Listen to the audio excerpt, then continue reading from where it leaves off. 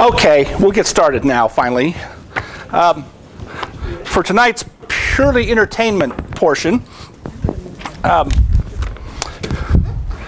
this big gray-headed face up on the screen is Bill Galston, who is a fairly prominent liberal at the Brookings Institution in Washington, the University of Maryland. He was, those of you who are old enough to remember this, he was issues director for the presidential campaign of Walter Mondale in 1984. And I like to taunt him on that juggernaut that carried one state. And he also worked for Bill Clinton as special counsel. And I caught this on C-SPAN here a few months ago, and it was kind of fun. Although you'll spot the blooper immediately from, this is C-SPAN's Washington Journal. He's enforced by Stephen Hicks. Whoops. He was formerly an AEI. He's at the University of Boulder. The title says James Madison would go to today's extremist army. They are not the Tea Party. Part of his writings include this. He said, there's a chronic general problem liberals refuse to acknowledge. As the size and reach of centralized government continues to expand, the occasion for fundamental political clash University of Boulder. Goes along with it. And these conflicts like the one we have just witnessed will become more common. Well, I know this gentleman very well. He's extremely intelligent and a very thoughtful conservative. I think it's fair to say that the more government we have, the more occasions there are for policy conflict. That is not necessarily an argument against more government, but it is an argument against the hope that you can have more government and political tranquility at the same time. And so the question is, given the fact that we have more government than we did 100 years ago, a lot more government than we had 200 years ago, and very few Americans are in favor of rolling the clock back all that far. Ronald Reagan attacked some of Lyndon Johnson's Great Society. He never took a run at FDR's New Deal. He voted for FDR 4 times. And so I think that the government conceivably could be a few percentage points smaller than it now is, but we're not going back to 1920. And so we have to learn how to work politically with the size government we have. And despite all of these fights, we have to figure out how to make our political system work. We have no choice. We've also from the Brookings Institution's our guest. Anyway, that's just for fun, and so I know Bill pretty well, obviously, and he's a great pal. But so I was kidding him, saying, "So, Bill, I'll bid 1936. Can we go back to 1936?" So anyway, we have fun with all that. So what I want to do here is I had laid out way too much to try and do last week, and so I want to continue with it, and we'll get to the Constitution, which was the advertised subject for tonight, in due course, and we'll actually get there through Churchill, because Churchill wrote some remarkable things about the American Constitution at an interesting time. And in particular, I'll make the transition with an article he wrote in 1936 for Collier's Magazine here in this country called "What Good is a Constitution?" It's a pretty obscure article that I had to dig it out of places, right? And it's quite interesting, and we'll use that as a transition. So for those of you who were here last week, and for those of you who weren't, I'll bring you up to date this way. I spent a good deal of time last week talking about the great German sociologist and political philosopher Max Weber. Socialist, a man of the left, scrupulously intellectually honest, and although he's credited being one of the fathers of modern social science, sort of value-free, dry and dusty social science, when the crisis came to Germany in World War I and immediately afterwards, he sort of dropped his, you might say, his laboratory clinical approach to things. And in that remarkable essay, the remarkable lecture he gave, Politics as a Vocation, he lays out there the difficulty that he described as trying to understand the conflict between what he called the ethic of ultimate ends and the ethic of responsibility. It's a sophisticated meditation on the problem of ends and means. And by the ethic of ultimate ends, he means the moral purist. The person who says you should always do right as you understand it in all circumstances, regardless of the consequences, because good is its own reward, so to speak. The ethic of responsibility is someone who worries about the consequences of actions. It's the person who worries about if you do X, something bad will happen, and therefore you shouldn't do X, right? And in the middle of that essay, this is important to keep this in mind as we get to the climax of Churchill here this evening, he talks about the Sermon on the Mount is really the ultimate statement of the ethic of ultimate ends. right? Let's see if I can find that passage briefly real quick here. And remember, he's telling the students he's speaking to at the University of Munich. This is in late 1918, at a really desperate time for Germany. He's saying, I can't figure out what's the right answer to this. But do not think that it's easy. And do not, he's really saying, if I can paraphrase him very crudely, do not think that there are superficial or easy answers to this dilemma. And he finally ends by saying, most people I see in politics are not serious people. They're windbags, the term that he uses. Hold on, sorry, I'm trying to talk and find my place at the same time. But he says that a person who really understands this problem in its fullness is, I finally found it, it's right here. It's immensely moving, he says, when a mature man, no matter whether old or young in years, is aware of the responsibility for the consequences of his conduct and really feels such responsibility with heart and soul. Where's the bit about the Ten Commandments? Yeah, the Sermon on the Mount. Sorry, not Ten Commandments. By the Sermon on the Mount, we mean the absolute ethic of the gospel, which is a more serious matter than those who are fond of quoting these commandments today believe. This ethic is no joking matter. The same holds for this ethic as has been said of causality in science. It is not a cab which one can have stopped at one's pleasure. It is all or nothing. And so, another way of understanding this is that he doesn't reject idealism in the sort of realistic way of, say, a Machiavelli would say reject idealism in favor of crude realism.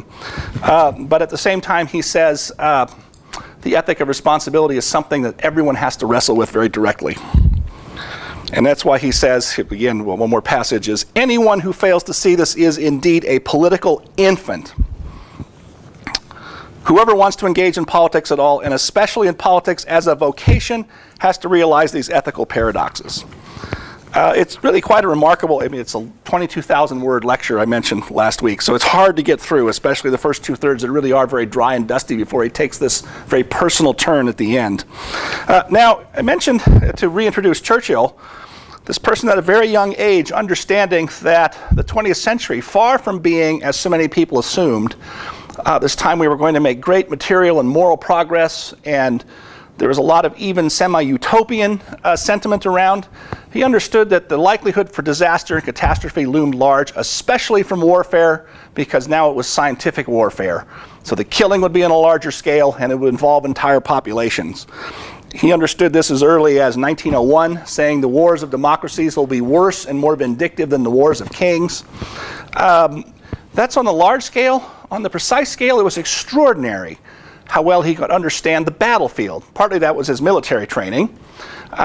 But in around 1911, 1912, when he becomes First Lord of the Admiralty, which is our Secretary of the Navy, and they're starting to worry about, there'd been a crisis over Morocco in 1909, where you thought you might actually go to war with Germany then, but that crisis was averted. But now it was on people's mind that another European war might be thinkable. And Churchill said, here's how this war will start. He said the Germans will probably invade through Belgium and sweep down through northern France. He wrote a memo of about 6 pages long, single space. He says, this will happen, this will happen.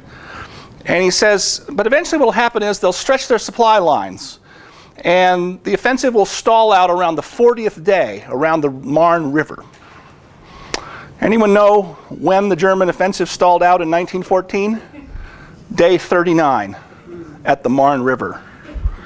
That's real genius, which Churchill said can't be taught, by the way. So it might be armed, but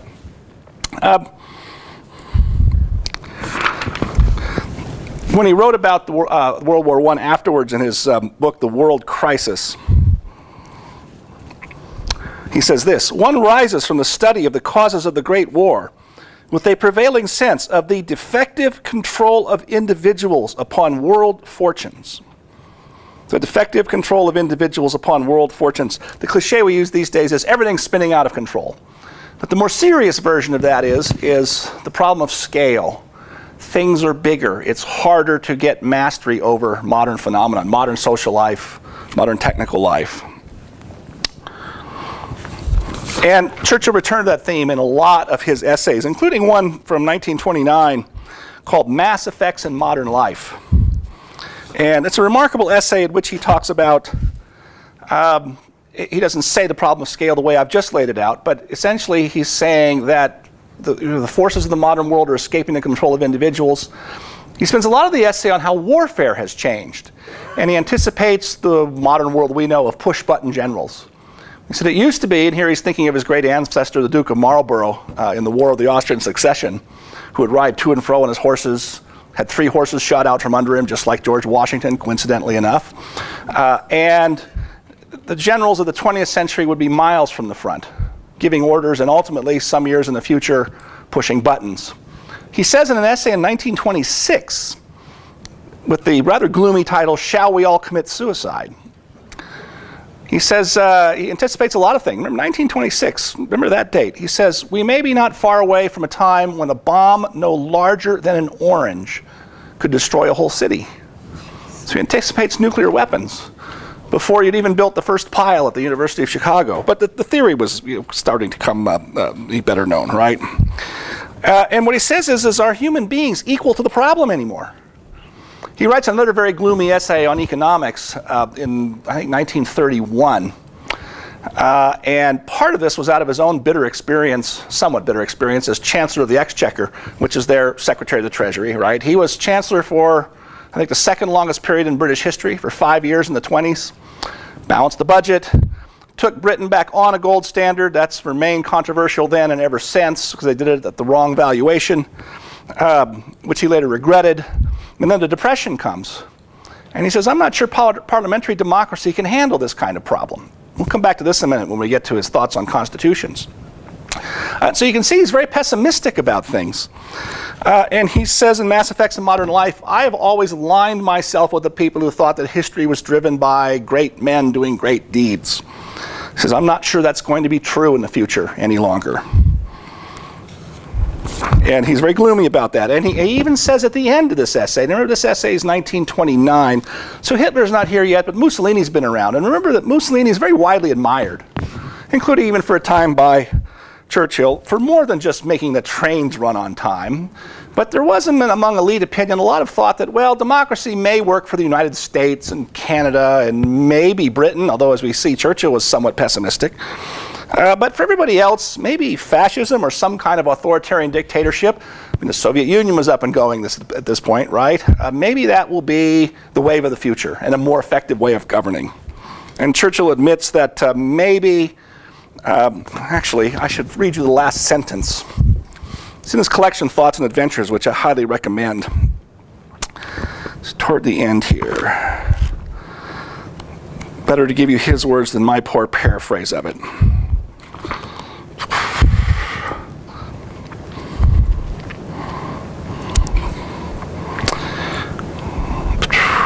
Yeah, here's the last sentence. Then they, meaning the people of these fascist countries really, then they point to the frowning crag, their venerated El Capitan, or Il Duce, casting its majestic shadow in the evening light, and ask whether we have anything like that up there. We certainly have not. You can see he's thinking that the time of great leadership may be over. That maybe Max Weber was right, and that other compartment of Weber's thought that the future of governance, this is the future of the world, is going to be bureaucratic, because that's the best we're going to be able to manage. Well, and there's lots more could be said about all of that.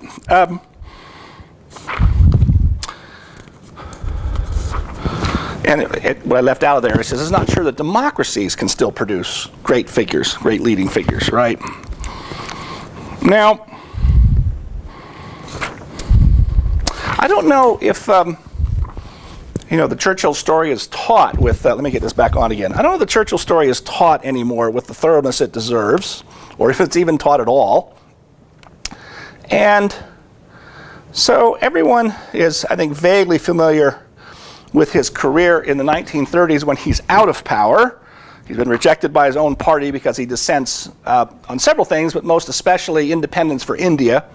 And he's frozen out. But of course, he starts making these warnings early on about the danger of Hitler and Hitlerism in Germany and the danger of Germany's rearming, while Britain is failing to keep up.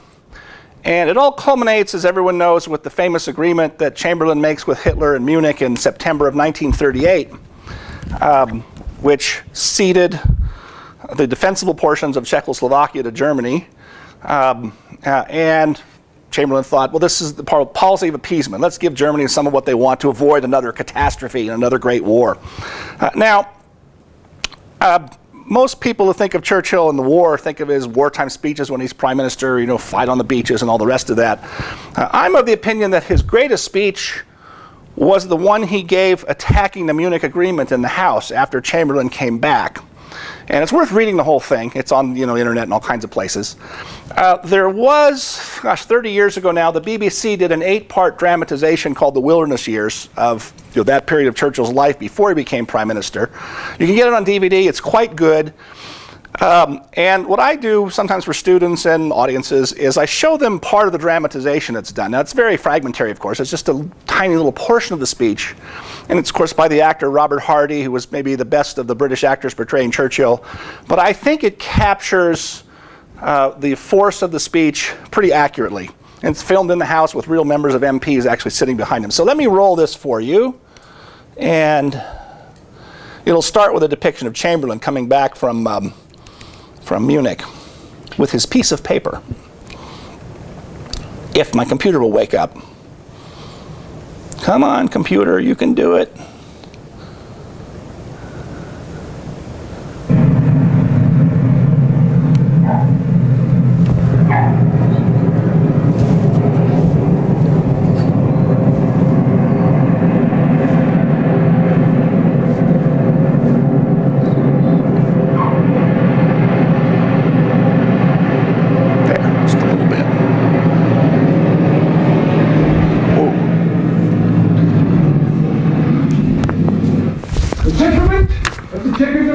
Problem which has now been achieved is, in my view, only a prelude to a larger settlement in which all Europe may find peace. In Munich this morning, I had another talk with the German Chancellor, Herr Hitler.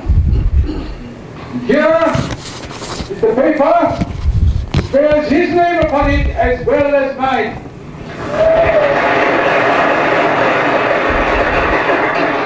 Some of you perhaps have already heard what it contains, but I would just like to read it to you. We, the German Führer and Chancellor, and the British Prime Minister, have held a further meeting today and are agreed in recognizing that the question of Anglo-German relations is of the first importance for the two countries and for Europe. We regard the agreement signed last night and the Anglo-German naval agreement as symbolic of the desire of our two peoples never to go to war with one another again.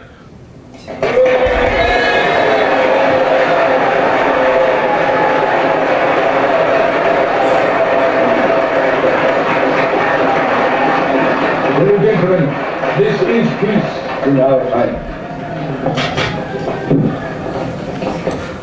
I will begin by saying the most unpopular and unwelcome thing, that we have suffered a total and unmitigated defeat. The utmost that my right honourable friend, the Prime Minister, has been able to secure by all his immense exertions at Munich and elsewhere in peace. The utmost he has been able to gain for Czechoslovakia is that the German dictator, instead of snatching his victuals from the table, has been content to have them served to him course by course. Or you will find in a matter of months that Czechoslovakia will be engulfed by the Nazi regime. Her frontier fortresses are already in German hands, something which France and Britain will bitterly regret when Hitler chooses to look westward. Silent, mournful, abandoned, broken, Czechoslovakia recedes into the darkness. That is the most grievous result of what we have left undone for the last 5 years. 5 years of looking for the line of least resistance. 5 years of uninterrupted retreat. 5 years of neglect of our air defenses. The British people should know that we have suffered a defeat without a war.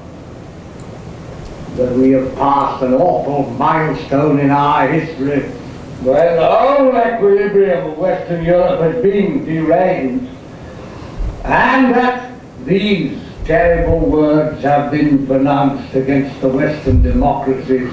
Thou art weighed in the balance and found wanting. I don't suppose that this is the end. This is only the beginning of the reckoning. This is only the first sip, the first foretaste of the bitter cup, which will be proffered to us year by year, unless by a supreme recovery of martial vigor, we arise again and take our stand for freedom.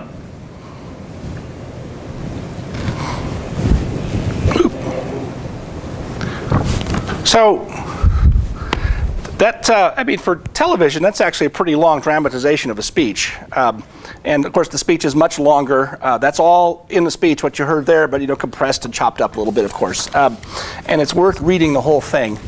The other thing that's worth pairing with that, by the way, to fast forward about 2 years, is a few months after Churchill becomes prime minister, Neville Chamberlain is diagnosed with cancer and dies very quickly. And it's worth looking up Churchill's eulogy of Chamberlain at Chamberlain's funeral to see an interesting contrast. It's really quite extraordinary. Now, of course, that agreement didn't last 6 months. I think this was September. In March, Germany invades the rest of Czechoslovakia. It's at this point that the British government, after having refused up to this point, issues a guarantee to Poland. This ultimately becomes the proximate cause of starting the Second World War in Europe, saying if Poland is attacked by Germany, we will declare war and come to your defense. France goes along with this. But of course, Poland was not terribly defensible for Britain or France. It's way over on the other side of things. And then you had that odd little business where Germany gets together with the Soviet Union, decides to divide up Poland between the two of them. It makes it even worse. But nonetheless, when the German invasion of Poland starts, Britain declares war. Churchill's brought back into the cabinet, finally, as First Lord of the Admiralty, the job he'd had in World War I, briefly. This is kind of an interesting detail. He got to the Admiralty war rooms where they plan where all the ships are moving, and he opens up all the pin boards on the wall, and there were all the maps from World War I that he'd used when he was there in 1915, still on the wall. Nobody had taken them down. Nobody had used them for 20-some years, which is kind of amazing. And if you know much of the story here, the war goes very badly. Well, they don't really do very much for 6-7 months, from September of 1939 into the spring of 1940. And the few things they do try tend to be a fiasco. A little raid on the French coast. They try this expedition up to Norway that ends up being a fiasco. And finally, on May 10th, actually it's a couple days before that, Churchill's beginning to lose, Chamberlain, get my C's confused. Chamberlain is losing support in his own party. The Conservative Party had a very large majority in the House of Commons. But when they took a confidence vote, something like 100 members abstained. And it was pretty clear the government was not going to survive. The most effective defender of Chamberlain at this time was, of course, Churchill, giving very powerful speeches in the House of Commons defending Chamberlain and his government and the conduct of the war. And Churchill's own friends were saying, why are you serving as an air raid shelter for this guy? He needs to go. And finally, then around May 9th, Chamberlain indicates, I will step down. He asked the Labour Party, would you come into a coalition government? This is often what Britain does in times of emergency. They did it in World War I, in the second half of the war. They did it briefly during the Depression. You have an all-party government. When you have an all-party government, then you suspend elections until the war is over, which is what happened in this case. And the Labour Party sent back word, we will serve under no other conservative parliamentarian except Churchill. which is really quite amazing because the labor unions in Britain had always hated Churchill for his role in the general strike of 1926 and some other things. But they recognized that he was the only one who had the toughness to fight out the war. So he becomes prime minister on May 10th. And that's the day Germany launches its invasion of France. And as Churchill's actually going to see the king that night to get the official seals of office, he tells one of his aides, I forget which one, it may be too late. I'm not sure I'm here in time. And then, I mentioned last week to sort of tease you a little bit about things. Oh, I have left one other thing out, though. Before we get to the... I thought I turned that off. Why is it still on? Oh, well, it'll go off. So you saw a bit of Churchill's speech about the Munich Agreement. I'm going to share with you a little bit about what he wrote about it in his memoir afterwards. And here's where you want to keep in mind Max Weber's framework about the ethic of responsibility and the ethic of ultimate ends. And one of the things that we found out after the war, although Churchill had some intuition about this at the time, is that the Germans weren't ready to go to war against England and France in September of 1938. Or maybe they were, but the generals didn't want to. They thought, this guy is reckless. There was a plot afoot for the military to depose Hitler if he'd insisted on taking the country to war over Czechoslovakia. And instead what happens is once again Hitler had correctly intuited that the Western leaders would be weak and were likely to give in to him. And so Churchill says this: Hitler's judgment had been once more decisively vindicated. The German general staff was utterly abashed. Once again the Fuhrer had been right after all. He, with his genius and intuition alone, had truly measured all the circumstances, military and political. Now, a little later on now, Churchill gives his teaching. What lessons should be taken from this whole thing? It may be well here to set down some principles of morals and action, which may be a guide in the future. No case of this kind can be judged apart from its circumstances. You remember I said the other day that I gave this very brief thumbnail definition of a statesman as someone who combines attachment to a principle along with profound understanding of the circumstances. We would say of Hitler he had the wrong principles, but he did understand the circumstances very well. Which is, by the way, all that period from really 1936 on, the only person he feared in Britain was Churchill, and was pleased that they were keeping Churchill out of the government, and would constantly reinforce that. He would have his diplomats saying, you know, our relations would be very bad if you brought Churchill back into the government. And Chamberlain and Stanley Baldwin before him would say, well, okay, we won't. I mean, essentially what they said. Anyway, no case of this kind can be judged apart from its circumstances. The facts may be unknown at the time, and estimates of them must be largely guesswork, colored by the general feeling and aims of whoever is trying to pronounce. Those who are prone by temperament and character to seek sharp and clear-cut solutions of difficult and obscure problems, who are ready to fight whenever some challenge comes from a foreign power, have not always been right. On the other hand, those whose inclination is to bow their heads, to seek patiently and faithfully for peaceful compromise, are not always wrong. On the contrary, in the majority of instances, they may be right, not only morally, but from a practical standpoint. If Max Weber were looking at this, he'd say, sometimes you can combine both the ethic of responsibility and the ethic of ultimate ends. How many wars have been averted by patience and persisting goodwill? Religion and virtue alike lend their sanctions to meekness and humility, not only between men, but between nations. How many wars have been precipitated by firebrands? How many misunderstandings which led to wars could have been removed by temporizing? How often have countries fought cruel wars and then, after a few years of peace, found themselves not only friends, but allies?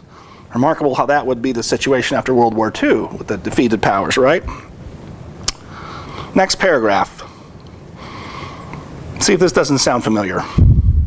The Sermon on the Mount is the last word in Christian ethics. Everyone respects the Quakers. You remember Max Weber said, I mentioned this last week, that what makes politics differ from our personal relations is politics is the one domain of human existence where it's power backed up with violence right? Or the other sentence that Weber uses throughout his life was, government is the legitimate organization of violence. Sort of realistic in his estimation of that. So here in an echo, as I say, I don't think Churchill ever read this essay of Weber, or this lecture of Weber's, but the Sermon on the Mount is the last word in Christian ethics. Everyone respects the Quakers. Still, it is not on these terms that ministers, he means government ministers, assume their responsibilities of guiding states. Their first duty is so to deal with other nations as to avoid strife and war, and to eschew aggression in all its forms, whether for nationalistic or ideological objects. But the safety of the state, the lives and freedom of their own fellow countrymen, to whom they owe their position, make it right and imperative in the last resort, or when a final and definite conviction has been reached, that the use of force should not be excluded. If the circumstances are such as to warrant it, force may be used.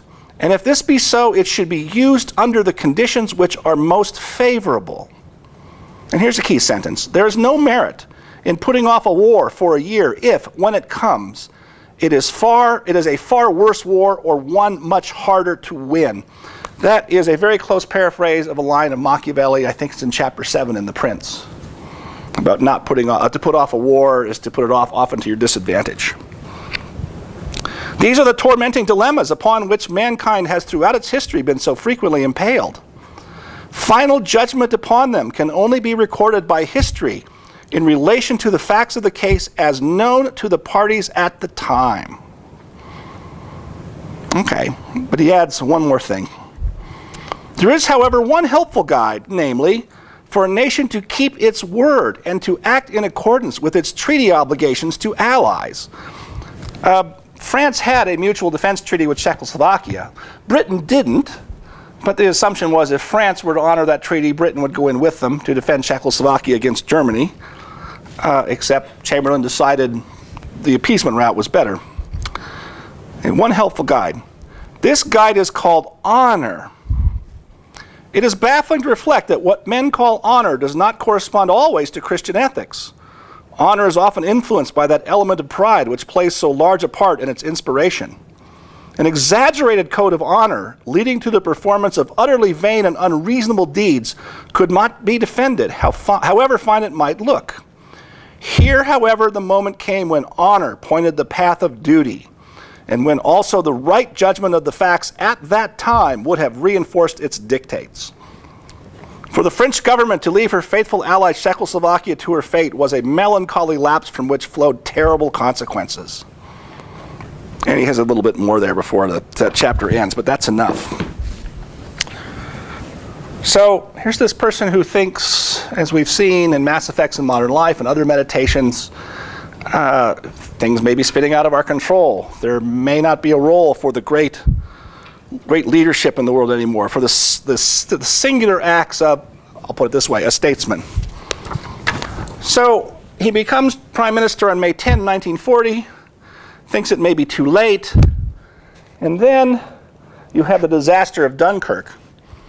So let's see, it's around May 20th, May 21st, it's becoming clear that the British Expeditionary Force, 250,000 troops, all their equipment, 100,000 French troops are encircled on the beach in Dunkirk across the Channel. And it's not clear how many of them you're going to be able to get back. Maybe 10, maybe 20,000. And, if you know this story, even an old America's cup yacht sailed over to pick up as many troops as they could, and tugboats, and you had this flotilla. They ended up getting back almost 350, almost all of them, including a lot of the French troops too. Not their equipment, however. So they came back, with troops, but nothing to defend the country from an invasion.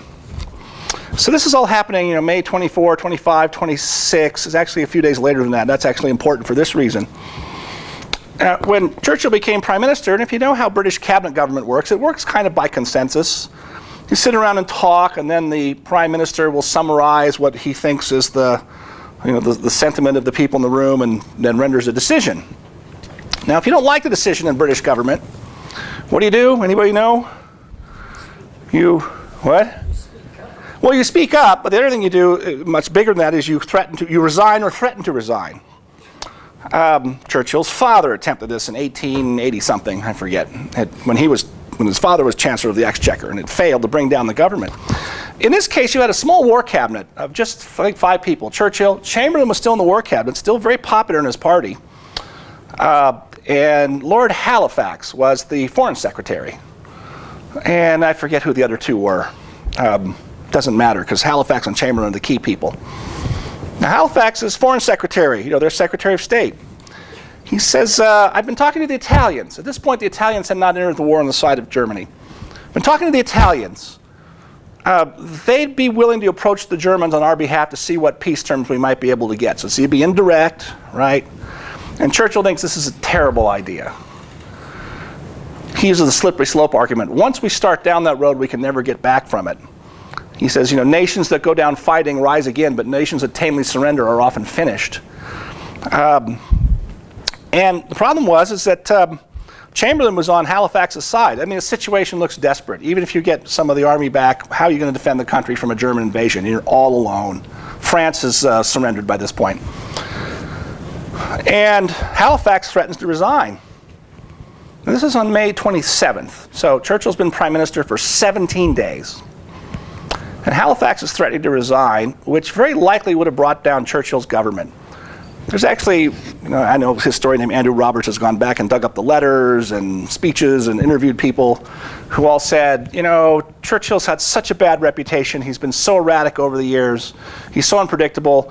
We'll just wait a little while. We'll get Chamberlain back. Or maybe Halifax can be talked into being prime minister. Halifax didn't really want to do it because he didn't have the stomach for it, literally.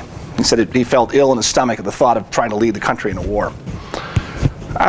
So the next day, May 28th, this is the key day, Halifax and Chamberlain are pressing Churchill again to open negotiations with Germany through the Italians. And Churchill says, this matter is so important, this is like 4 in the afternoon, this matter is so important, I think the entire cabinet needs to discuss the matter. The entire cabinet with all the little sub-cabinet appointments is almost 40 people. And the cabinet was meeting that day at 6 o'clock. So the entire cabinet of 40 people assembles at 6 o'clock. And Churchill does this.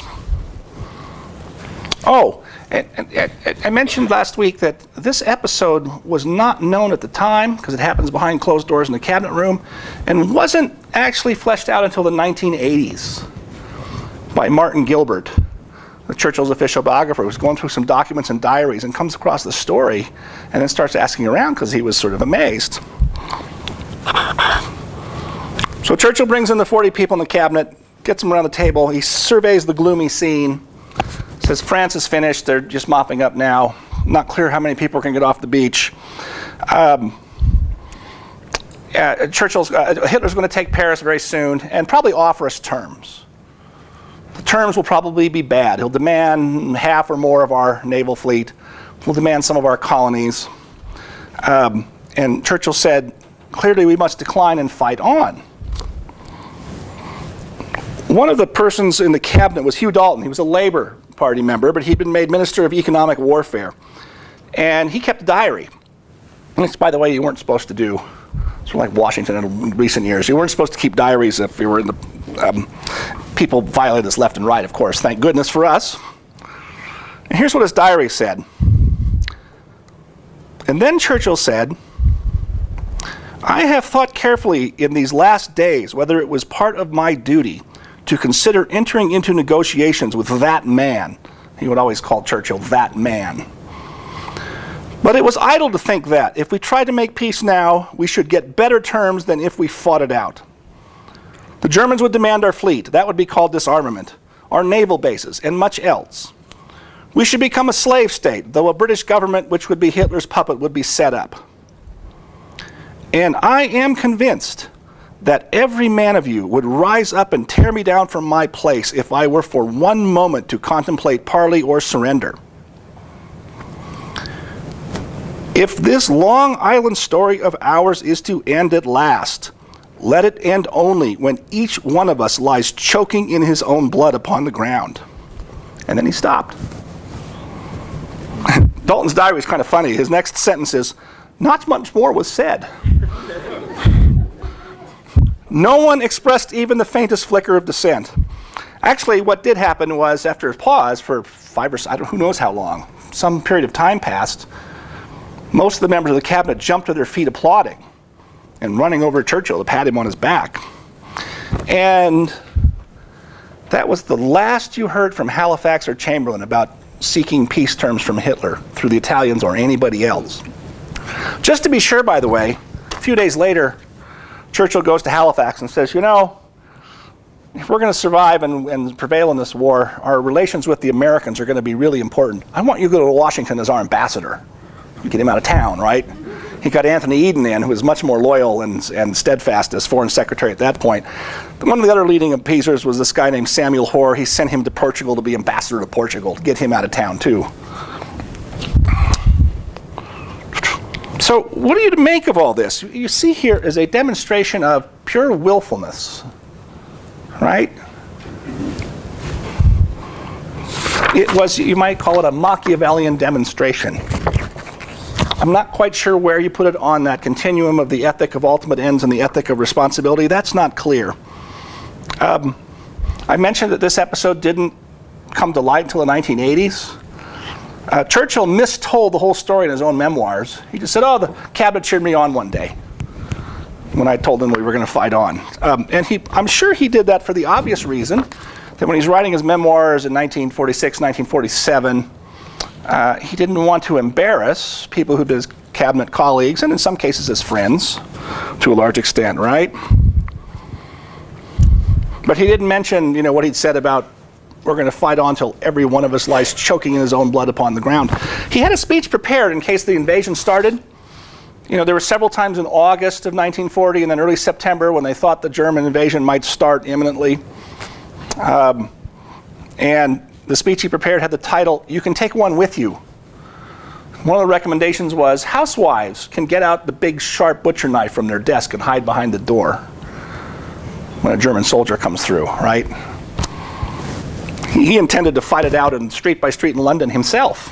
He used to, during all those air raids, it would drive all his security people and the king crazy. He'd go up on the roofs because he wanted to see what was going on. An enormous risk, right? They couldn't talk him out of that.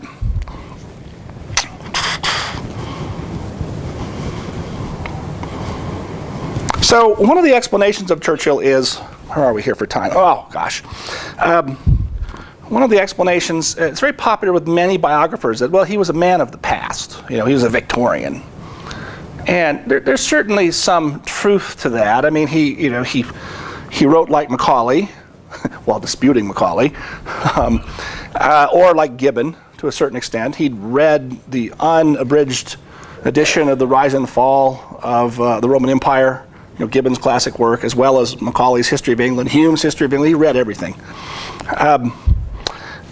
But there's a problem with that explanation, isn't there? I mean, almost all of Churchill's contemporaries also came from that same time period. They were all Victorians too. They went to the same schools. They'd been to Eton. They'd been to Sandhurst or Oxford or Cambridge. But none of them had either his genius and perception for seeing how things would unfold, and none of them had his resolve to fight it out, or his leadership ability and skills. In other words, that question Churchill raises in Mass Effects in Modern Life in 1929, is there still a space for statesmanship? He doesn't use that phrase, I'll use it. He supplies his own answer to that question, it seems to me.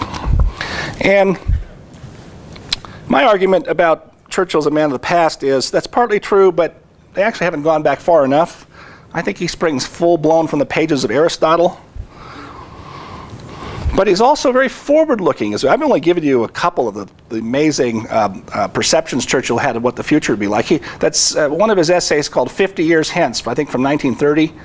He anticipates wireless telephones, right? Which we all depend on now, right? And he was always a technophile. He was always interested in new gadgets. And so one of the best descriptions of him actually came from one of his bitterest enemies, but that's a little too strong, one of his biggest rivals. It was the Labour Party Prime Minister Clement Attlee, who succeeded him as Prime Minister in 1945. Attlee is a socialist, short little guy with a funny mustache. Churchill used to, if you don't know the story. So the mildest of the insults was Attlee how Churchill put it, says, an empty limousine rolled up to the curb and outstepped Clement Attlee. That was one of his jokes. But the other one that Charles Krauthammer likes to tell this story, the other one concerns the time when Attlee is standing at the urinal in the men's room in the House of Commons, and Churchill strolls in and goes all the way down to the far urinal at the other end of the thing. You ever heard this story? And he's still funny. And Attlee says, so, are we feeling standoffish today, are we, Winston? Churchill says, nonsense, Prime Minister. It's that whenever you socialists see anything big, you want to nationalize it.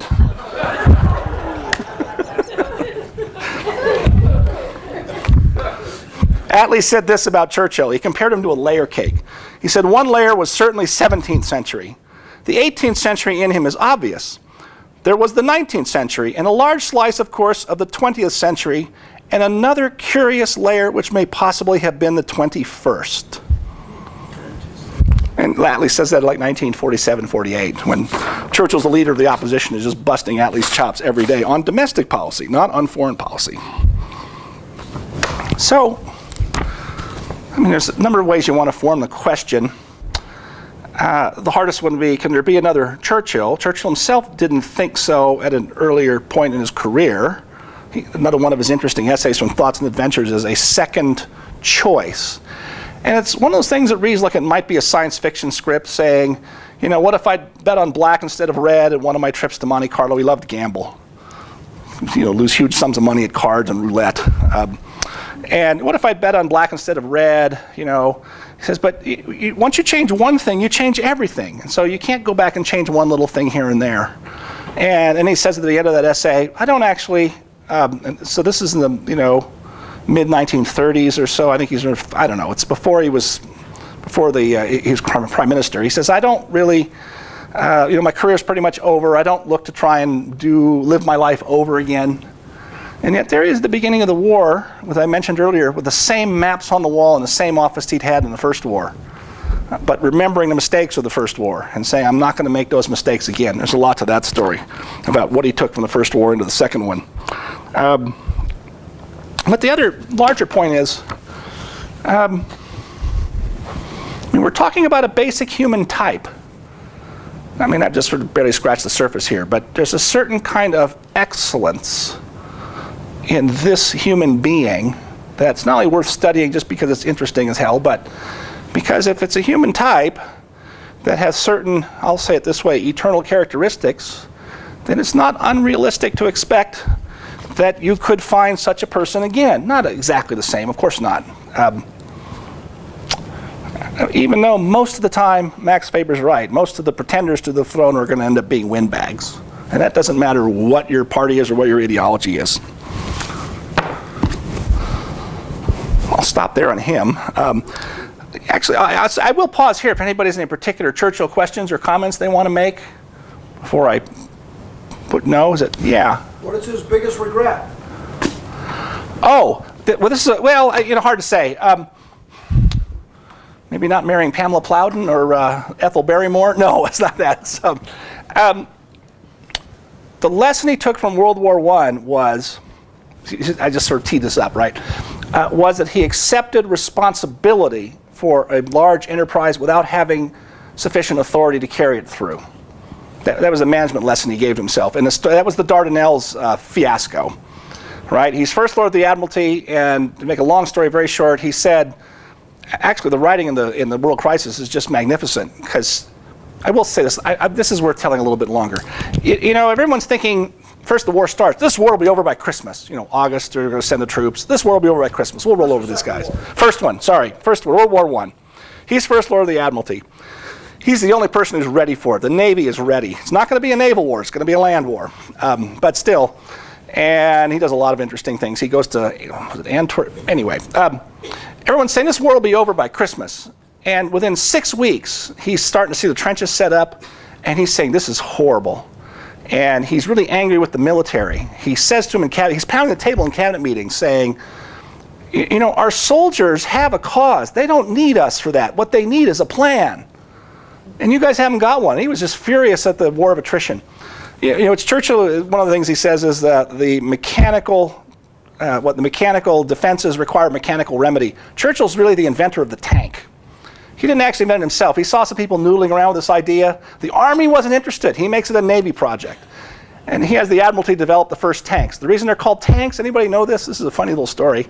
They were worried the plans might fall in the hands of spies, German spies. And so they were labeled on the plans, water tanks for Russia. And that's where we get the word tanks from. It was Churchill's doing, right? So he has this idea. He says, look, sometimes the main theater is not the decisive theater. The main theater is on the Western Front. But if you could knock Turkey out of the war and open up a new supply line to the Russians, this is 1915, early 1915, that would change the entire complexion of the war, and maybe you could end it sooner. And he says, you know, the Navy's sitting around not doing very much. We've got a lot of old battleships. Let's force the Dardanelles Straits and set up outside Constantinople, as it was still called, and the Turks, it looked like they might carry this off. And as I say, it's a long story, but what happens is on March 18, they try and force the Straits. The French are with them. They lose a couple battleships that hit mines, and you know, if you know the Dardanelles Straits, it's narrow with cliffs on both sides. They're getting pounded by gun emplacements by the Germans up on the hills. And so they lose a couple ships and like 1,800 sailors. Now that's a lot, except that's nothing compared to what's happening every day. You try and do an offensive or 100 yards on the Western Front. So in the gruesome calculus of warfare, this looks like a much better bargain. Churchill orders the admiral on the scene, de Robeck, to go at it again the next day. He later called him Admiral de Roback. Typical Churchill, right? And the admiral refused. He says, no, I don't want to do it. Churchill's a civilian leader. So Churchill goes to Prime Minister Asquith and says, order him to do it. You can do that. And Asquith says, no, I won't overrule his judgment on the scene. Well, that's a defensible idea, but if Churchill had been in charge, he said, I would have ordered him to, because we had a lot more battleships sitting around there, and they had a suspicion, which they later found out was true. The Germans and the Turks were out of shells. They had like 5 left. They could have sailed right through the next day. And they'd swept the mines. And so instead what happened then is Kitchener says, well, we could do, why don't we wait? Why don't we send in some land forces and take the peninsula? And, you know, and that was the Gallipoli disaster. So, which Churchill was always blamed for his whole life. It really wasn't his fault. It was and then the army was slow getting them there. By the time the army gets there, the Turks and the Germans have reinforced, and you have another line of trenches there. With, of course, mostly Australian and New Zealand troops, which they were always very bitter about for years. It was their kids getting killed, right? And that's where Churchill said afterwards, he said in the book, is my cardinal mistake was accepting responsibility without authority to see it through. And he says, and when World War II came around, he says, I'm not going to make that mistake again. So as well as Prime Minister, he made himself Minister of Defense, so that every single war decision went through him. Now, he never ordered the generals to do something they refused to do, but he would argue like hell with them, and you know, I'm sure those were often very difficult and angry conversations. Some of them we know about, but he never did overrule them and order them to do something they didn't want to do. But he would fight like hell with them. Yeah. The ability of Churchill to be able to persuade FDR to gear up and enter the war, although initially pretending as neutral. But by rules of war, FDR was not a neutral, either with Japan or with Germany. Yeah. That Churchill move was what saved the world. Yeah, I think that's right. You know, as I said, Churchill was, you know, very worried early in the war they might not make it. He would never admit that to anybody. He was, you know, we know from, you know, his kids and the people close around him how scared and worried he was a lot of the time. But one day he tells to Randolph, coming out of the shower, he says, I know how we're going to win this. I'll drag the Americans in. But, you know, he... Over the body of Americans who were isolation. Yeah, now, of course, but Roosevelt had his own independent perception of all this, and that's a really interesting story.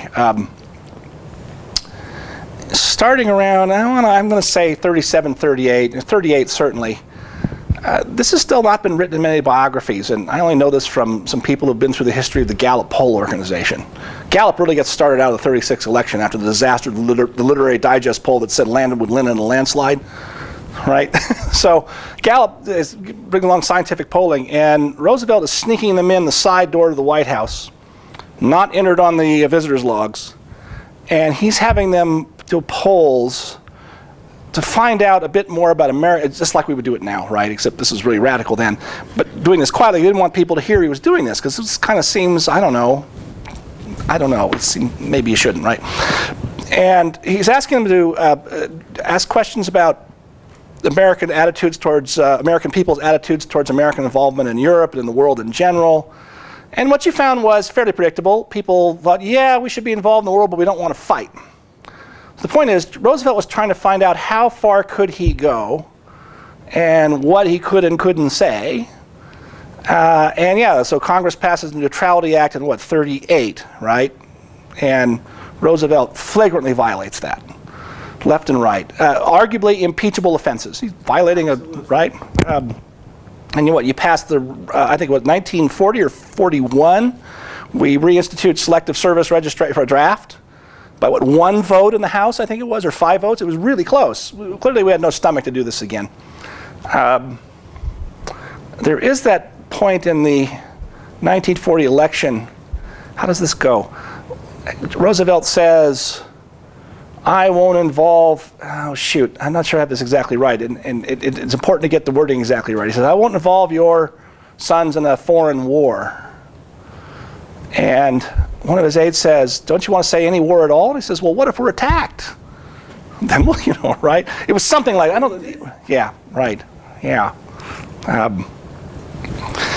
Now, Churchill, remember, was half American. His mother was American. And as his critics used to say, oh yeah, his mother was Jenny Jerome from New York.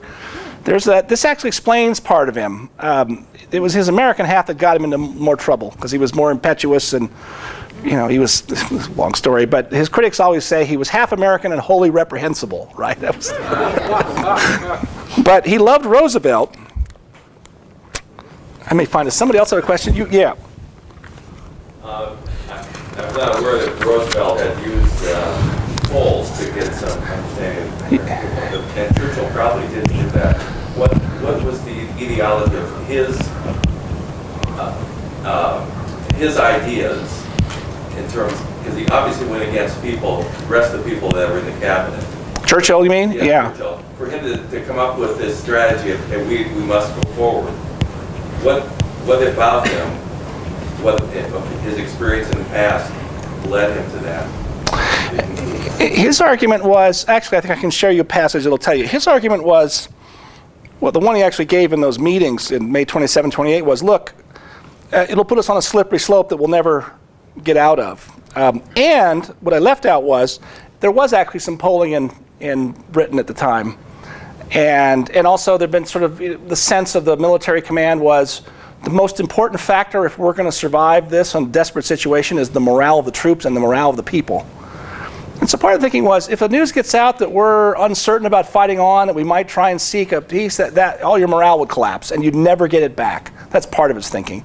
The other thinking was, hello, here's a guy who does not live up to his agreements. He had no confidence that a year, 2 or 3 years down the road, Hitler wouldn't say, oh, we'll just do the same thing to you we did to Czechoslovakia. Right? What guarantee would you have that he would keep his word? I will actually come back to Roosevelt's essay from 1937 Churchill's essay about Roosevelt from 1937. It's very revealing. But throughout that whole period when Churchill's out of power, he's writing a lot for American newspapers and magazines. Let's see if I can find this one here. Yeah, page 303. Give me a second here. Yeah, this is October 2, 1937, pretty early, in Collier's magazine, Can America Keep Out of War? So written for an American audience. And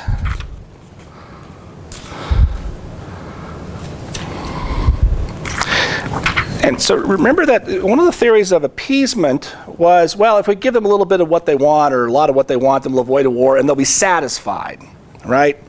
Hitler, Mussolini's mucking around down in Africa, right, in Abyssinia, as we called it then.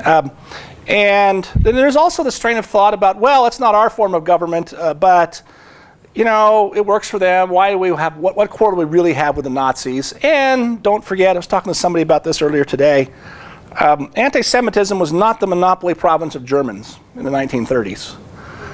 If you look through the cables of the American embassy in Berlin, or an American embassy anywhere, or just walk into any club, the 21 Club or something in New York, and nobody in the United States wanted to round up Jews and put them in camps, but anti-Semitism was very fashionable. So there was some partial sympathy, I won't say sympathy with Hitler, but it was like, we don't care about, why are we up? Very different from the way we regard it today, right? So in this essay, Churchill has this paragraph. And the point is, he understands the character, the way we put it this way, the character of the regime he's dealing with and the person in charge. He can't be satisfied through appeasement. That'll just make it worse. But this paragraph I think is quite good. Thus we are confronted with a situation in Europe abhorrent to its peoples, including the great mass of German and Italian peoples, in which bands of competent, determined men under ruthless leadership find themselves alike unable to go or to stop. Once they've set in motion a regime of this character, how do they stop? By the way, I'll come back to this next week. One of the problems of the Soviet Union is once they decided under Gorbachev to stop, it spun out of control. They couldn't keep it together. Next week I'll say a lot more about that. It may well be that the choice before Germany is a choice between an internal and an external explosion. See? But it is not Germany that will really choose. It is only that band of politicians who have obtained this enormous power, whose movements are guided by 2 or 3 men who will decide the supreme issue of peace or war. To this horrible decision they cannot come unbiased. Economic and political ruin may stare them in the face, and the only means of escape may be victory in the field. They have the power to make war. They have the incentive to make war. Nay, it may well be almost compulsion. Of course, Churchill had read Mein Kampf and said, why shouldn't we take this seriously? I think the guy means it, right?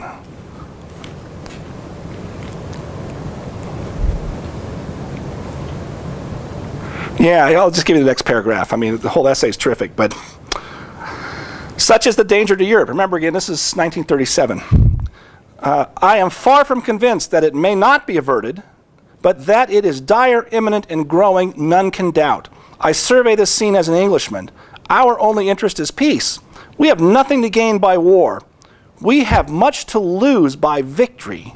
Just pause here. I mean, Britain essentially loses its empire, what's left of it. There's still quite a bit of it left in the 1940s. It loses its empire because of the war. That was one of the costs. We have much to lose by victory and everything to lose by defeat. Yet if there should be a resumption of the general war in Europe, we might well, in spite of our dearest wishes, be compelled to take part in it. And, by implication, is the United States probably will too. It's a long article. This is more than just a newspaper article. This has got to be 3,000 words or so. So, someone else on this? Okay. Now we can come back to this if you want. He loved Roosevelt, but was critical of him in certain ways. And one of them was on what he thought was Roosevelt's cavalier treatment of the Constitution. He approved of a lot of the New Deal, but he did not approve of, as he put it, Roosevelt's sport of hunting rich people. And he thought that, he writes very carefully about it. This is from 1937 also. He later said that meeting Roosevelt was like taking your first sip of champagne, right? He just loved the guy's style. You also saw some of Churchill's great writing in this essay.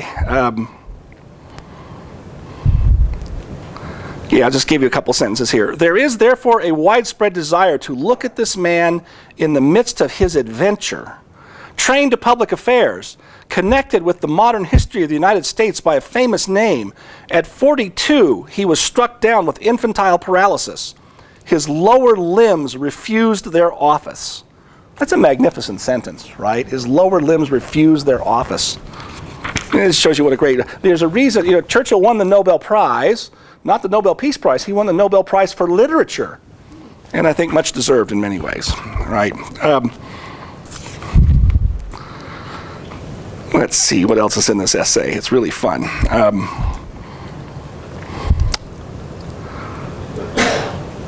He surveys the scene at the beginning of the Depression when things are in a desperate situation economically at home. Some of this is terrific stuff, but I'll skip over a lot of it. Since then, meaning Roosevelt and the New Deal coming to the scene, there has been no lack of orders. Although the dictatorship is veiled by constitutional forms, it is nonetheless effective. So he actually here said that Roosevelt's something of a dictator, right? Great things have been done and greater attempted. To compare Roosevelt's effort with that of Hitler is to insult not Roosevelt but civilization. The petty persecutions and old world assertions of brutality in which the German idol has indulged only show their smallness and squalor compared to the renaissance of creative effort with which the name of Roosevelt will always be associated. So he captures the magnificence of the man. But then here we are. I'll just give you the first sentence of this long passage, or a couple sentences. A second danger to President Roosevelt's valiant and heroic experiments seems to arise from the disposition to hunt down rich men as if they were noxious beasts. It is a very attractive sport, and once it gets started, quite a lot of people everywhere are found ready to join in the chase. He says a lot more that's actually pretty sound, but then he ends that paragraph by saying, to hunt wealth is not to capture commonwealth. And that whole essay is worth reading. It's probably on the internet somewhere, although I'm not sure.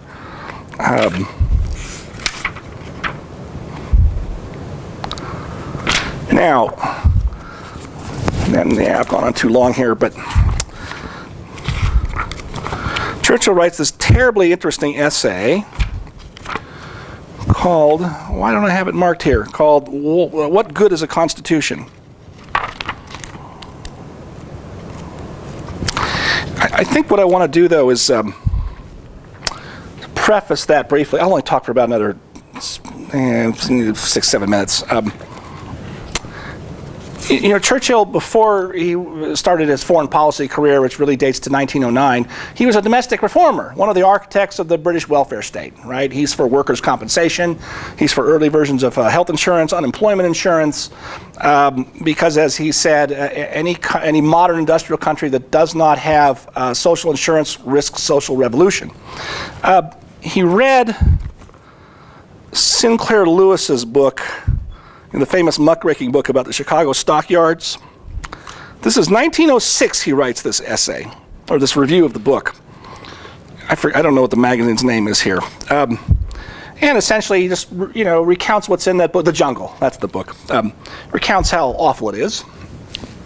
Says this is terrible. No one would disagree with that. But then at the end, he's skeptical about the remedies that are taking shape at that time. And the remedy, we would call it, he doesn't call it here, but we would recognize it as bureaucracy, right? Just share a couple parts of this. In writing thus, I do not mean to carp at the really excellent and valuable piece of work which this terrible book contains. It pierces the thickest skull and the most leathery heart. I like that. It forces people who never think about the foundations of society to pause and wonder. It enables those who sometimes think to understand. And then he goes through and says, we want factory laws and worker safety laws and health laws and so forth. But then he starts to say, but this could get out of hand too. Here's the passage. But if evil systems corrupt good men, it is no less true that base men will dishonor any system. And while no bond of duty more exacting than that of material recompense regulates the relations of man and man, while no motion more lofty than that of self-interest animates the exertions of every class, and no hope beyond the limits of this fleeting world lights the struggles of humanity, the most admirable systems will merely succeed in transferring, under different forms and pretexts, the burden of toil, misery, and injustice from one set of human shoulders to another. He's saying, be careful if you think that we're going to be able to remedy all these problems neatly and perfectly through, bureaucratic solutions. This has become a much bigger theme of his in the 50s, when there is a much bigger bureaucracy in Britain in the post-war era, and he's prime minister again, not liking it. Now, I know why I can't find it in there. It's on here. That essay, What Good is a Constitution, is not in the collection of his American writings for some dumb reason. This is also from, I think, Collier's Magazine, 1936. And again, it's quite a long piece that repays a complete reading. In his 4-volume History of the English-Speaking Peoples, which he writes mostly in the 30s, it wasn't published till after the war because the war interrupted it. His discussions of the Declaration of Independence and the Constitution are really quite extraordinary, both for their perception and completeness, also for his long discussion of Federalist Number 10, the famous paper of Madison's. And what's kind of interesting is not that he would perceive this, but the Federalist Papers were kind of out of fashion in the 1920s and 30s. They'd fallen out of fashion during the Progressive Era, when people thought the Declaration of Independence was no longer very important and so forth. So there's Churchill perceiving that the Federalist Papers were really important to understand, and gets it exactly right, I think. So let's see.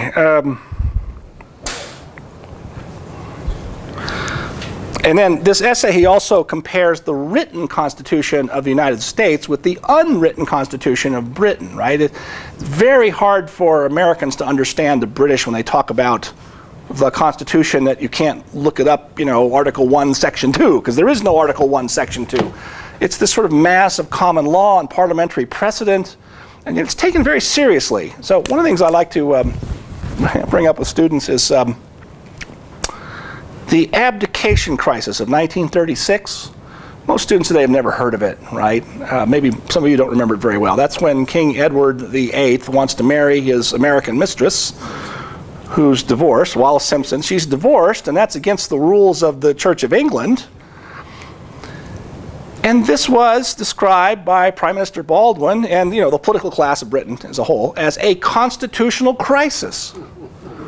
What clause of the Constitution says the guy can't marry his mistress? Well, no clause, but here's how far it was carried. Baldwin said, if you marry her, the government, the entire, will resign.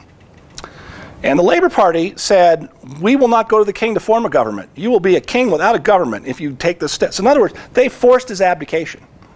So if it's her or your job, that's essentially what they said.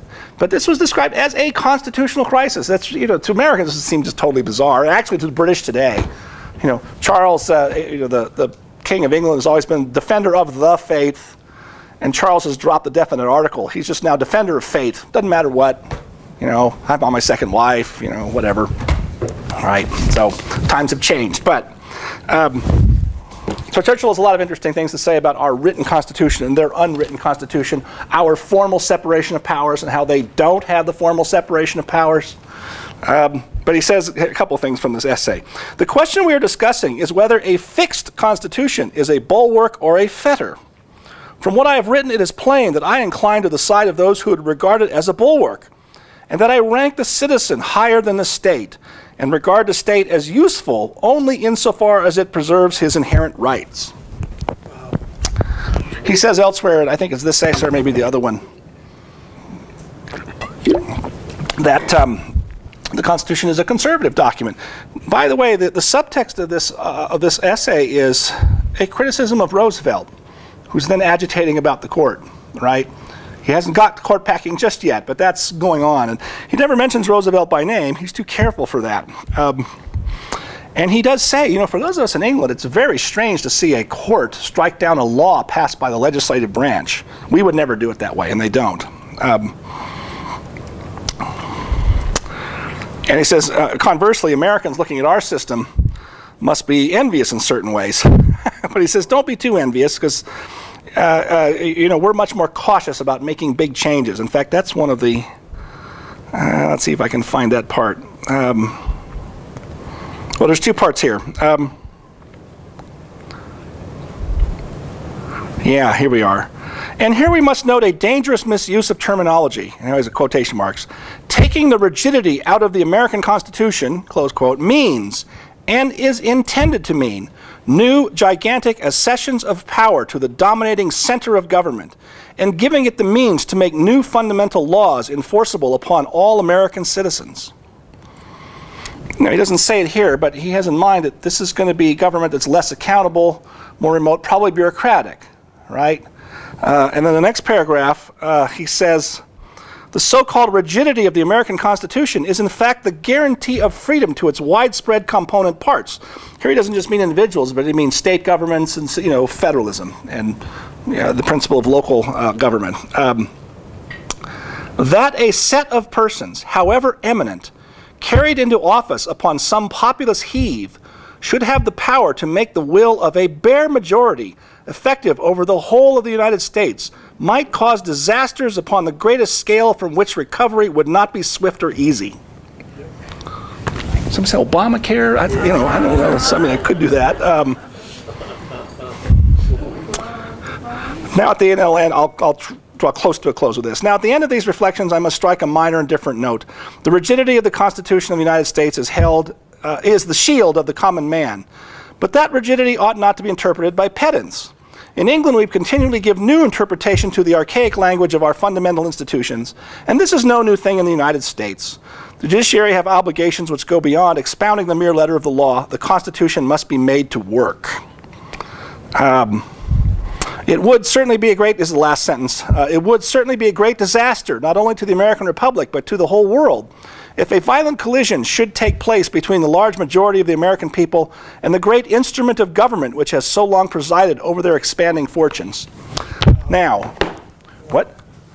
Yeah, isn't that, I mean, the whole thing is worth reading. Now, what I will do, though, let's see if I can find it here. This is a big subject, right? I taught a whole year on this business.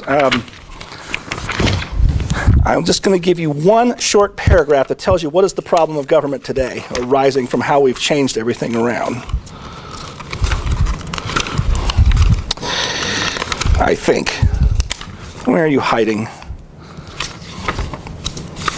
Well, thought I had it here. No, it has to be this pile. Yeah, it's in this pile. Okay. So today, we are governed increasingly by these eminent people that we didn't elect, who were sort of serve forever, right? And we have what I call the administrative state, which is now a fourth branch of government that combines executive, judicial, and legislative power all in one hand. It violates that principle of separation of powers. My favorite description of how this all works is by a law professor at Boston University named Gary Lawson. And he has this one paragraph description of the Federal Trade Commission that's just perfect. It tells you exactly what the problem is today.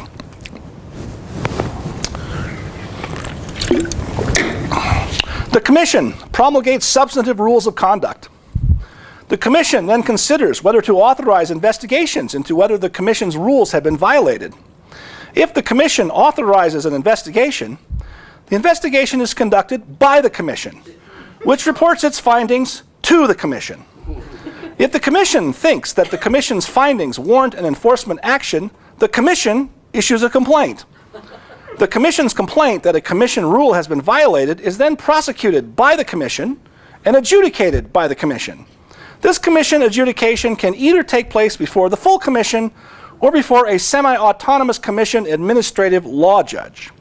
If the Commission chooses to adjudicate before an administrative law judge rather than before the Commission, and the decision is adverse to the Commission can appeal to the Commission. If the Commission ultimately finds a violation, then and only then the affected party can appeal to an Article III court. But the agency decision, even before the bona fide Article III tribunal, possesses a very strong presumption of correctness on matters both of fact and of law. What the last sentence means is even if you can get yourself into federal court, good luck, you'll probably lose 95% of the time. And that's the way our government works today. Now that's like, a couple months worth of administrative and constitutional law compressed into one paragraph, but that's enough for now. So, oh gosh, it's 10 minutes to 8. So I'll stop there and say more about that. I may say more about the Constitution next week, but